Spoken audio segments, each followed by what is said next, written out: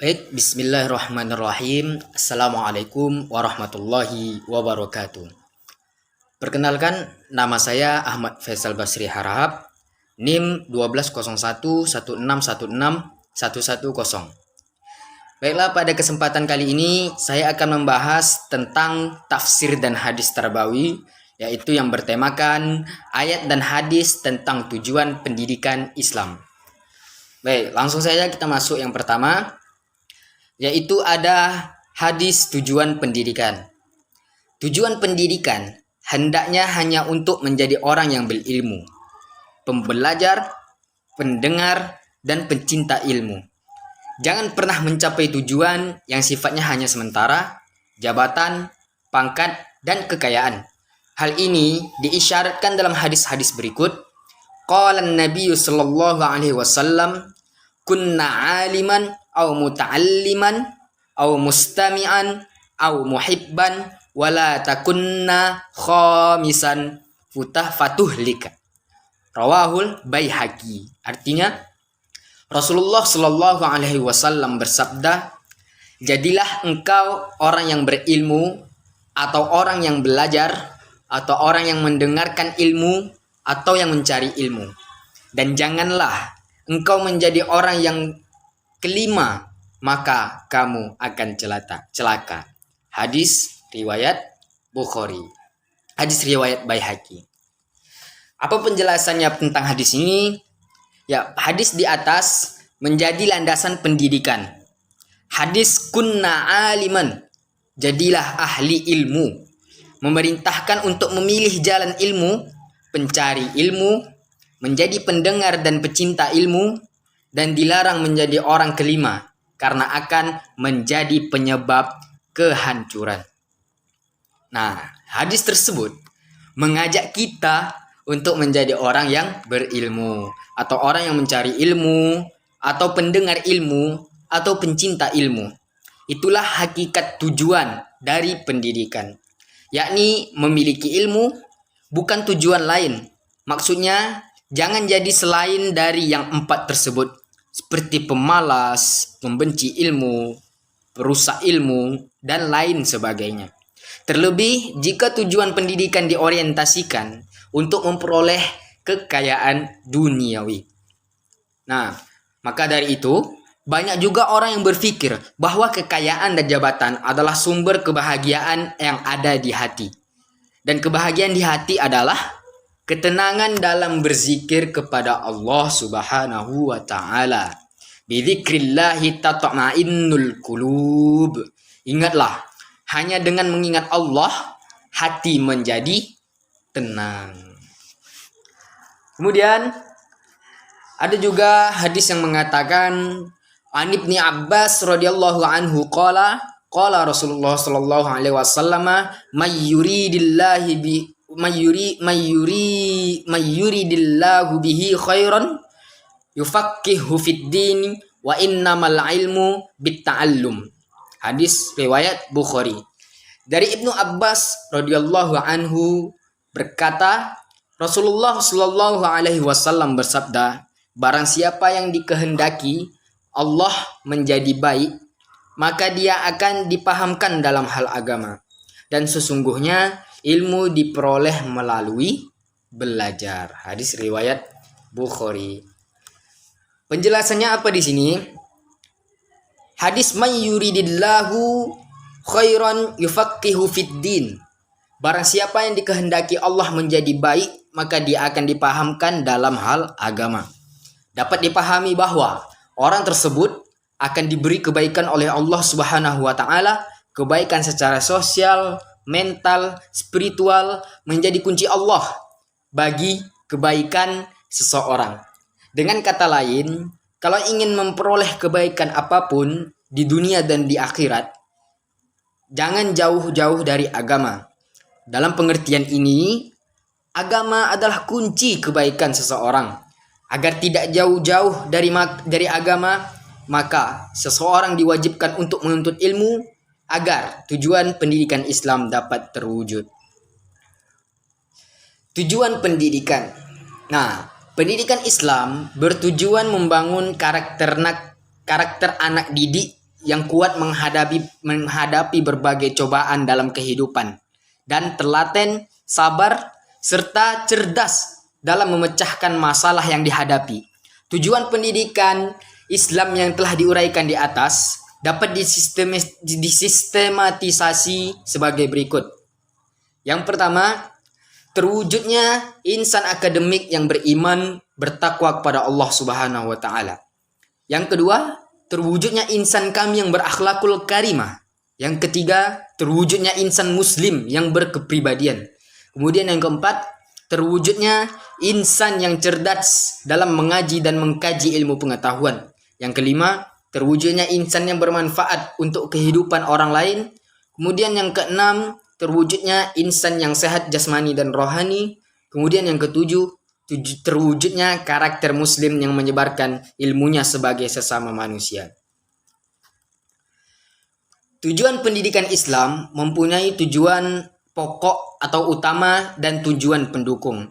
Dengan kata lain, mempunyai konsentrasi tertentu yang harus ditempuh dan dicapai lebih dahulu sebelum konsentrasi lain. Dalam hal ini, Al-Abrashi mengedepankan pencapaian akhlak yang sempurna sebagai tujuan pendidikan Islam. Jadi tujuan pendidikan Islam secara umum yaitu A. Untuk membantu pembentukan akhlak yang mulia. Kemudian persiapan untuk kehidupan dunia dan kehidupan di akhirat. Kemudian persiapan untuk mencari rizki dan pemeliharaan segi-segi kemanfaatan. Kemudian menumbuhkan ruh ilmiah pada anak didik dan memuaskan keinginan arti untuk mengetahui dan memungkinkankah ia mengkaji ilmu sekedar ilmu. Kemudian yang terakhir, menyiapkan anak-anak didik dari segi profesional, teknis dan perusahaan supaya ia dapat menguasai profesi tertentu dan teknis tertentu agar dapat mencari rizki. Baiklah, kemudian kita akan masuk setelah tadi kita mempelajari hadis terbawi dan tafsir ayat tentang tujuan pendidikan Islam, maka kita akan mendengarkan tentang metode pembelajaran Rasulullah SAW. Apa itu metode? Winarno Surahmat mendefinisikan bahwa metode adalah cara yang di dalam fungsinya merupakan alat untuk mencapai tujuan. Abu Ahmadi mendefinisikan bahwa metode adalah suatu pengetahuan tentang cara-cara mengajar yang dipergunakan oleh seorang guru atau instruktur. Dalam surah An-Nahl ayat 125 yang berbunyi, A'udzu billahi minasyaitonir rajim. Bismillahirrahmanirrahim. Ud'u ila sabili rabbika bil hikmati wal mau'izatul hasanah wajadilhum billati hiya ahsan. Inna rabbaka huwa a'lamu biman dhalla an sabilih wa huwa a'lamu bil muhtadin. Shadaqallahul azim. Yang artinya, serulah manusia kepada jalan Tuhanmu dengan hikmah dan pengajaran yang baik, dan berdebatlah dengan mereka dengan cara yang baik. Sesungguhnya Tuhanmu dialah yang lebih mengetahui siapa yang sesat dari jalannya, dan dialah yang lebih mengetahui siapa yang mendapat petunjuk. Sekarang kita masuk kepada cara Rasulullah SAW berdakwah menurut Quran surat An-Nahl ayat 125.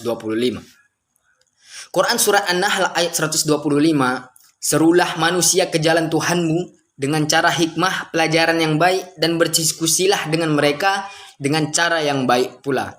Ayat di atas menjelaskan ada 3 prinsip dasar dalam metode dakwah, yaitu yang pertama al-hikmah, kemudian yang kedua al-mau'idah al-hasanah, kemudian dan terakhir al-mujadalah al-ahsan. Menurut Yunahar Ilyas, bahwa salah satu faktor penentu keberhasilan dakwah adalah metode yang tepat. Rasulullah SAW sangat berhasil dalam berdakwah karena beliau orang yang tepat dengan cara yang tepat pada waktu yang tepat. Dalam bahasa Al-Quran, metode yang tepat itu adalah bil hikmah wal mau'izzah al-hasanah, yang difirmankan oleh Allah Subhanahu wa taala dalam Quran surat An-Nahl ayat 125. Kemudian kita masuk kepada beberapa metode pembelajaran Rasulullah Shallallahu Alaihi Wasallam. Yang pertama, hikmah. Hikmah yaitu berdakwah dengan memperhatikan situasi dan kondisi. Sasaran dakwah dengan menitik beratkan pada kemampuan mereka. Sehingga di dalam menjalankan ajaran-ajaran Islam selanjutnya mereka tidak lagi merasa terpaksa atau keberatan. Kemudian yang kedua, mau'idah al-hasanah. Apa itu mau'idah al-hasanah? Mau'idah al-hasanah adalah berdakwah dengan memberikan nasihat-nasihat atau menyampaikan ajaran Islam dengan rasa kasih sayang, lemah lembut, sopan santun, sehingga nasihat dan ajaran Islam yang disampaikan itu dapat menyentuh hati mereka. Kemudian yang ketiga itu ada mujadalah. Mujadalah yaitu berdakwah dengan cara dialog, bertukar pikiran, dan membantah dengan cara sebaik-baiknya. Argumentasi yang kuat, mengemukakan dalil akli dan dalil nakli. Kemudian dengan tidak memberikan tekanan-tekanan dan tidak pula dengan menjelekkan yang menjadi mitra dakwah. Kemudian kita masuk tentang hadis tentang metode kisah cerita. An Abi Hurairah radhiyallahu anhu an Rasulullah sallallahu alaihi wasallam qala baina rajulun yamsi fastad alaihi al-'atash fanazalu bin ra fashariba minha thumma kharaja fa idza wa huwa bikadbin yalhathu ya'kulu syarr. Rawahul Bukhari. Kemudian apa artinya? Dari Abu Hurairah radhiyallahu anhu ia berkata, sesungguhnya Rasulullah sallallahu alaihi wasallam bersabda, ketika seorang laki-laki sedang berjalan-jalan, tiba-tiba ia merasa sangat haus sekali. Kemudian ia menemukan sumur, lalu ia masuk ke dalamnya dan minum. Kemudian ia keluar dari sumur tersebut. Tiba-tiba datang seekor anjing menjulur-julurkan lidahnya. Ia menjilati tanah karena sangat haus. Lelaki itu berkata, anjing itu sangat haus sebagaimana aku. Kemudian masuk ke sumur lagi dan ia memberi minum anjing tersebut.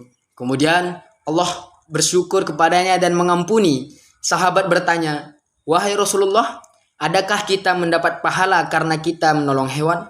Nabi SAW menjawab, di setiap mempunyai limpah basah ada pahalanya.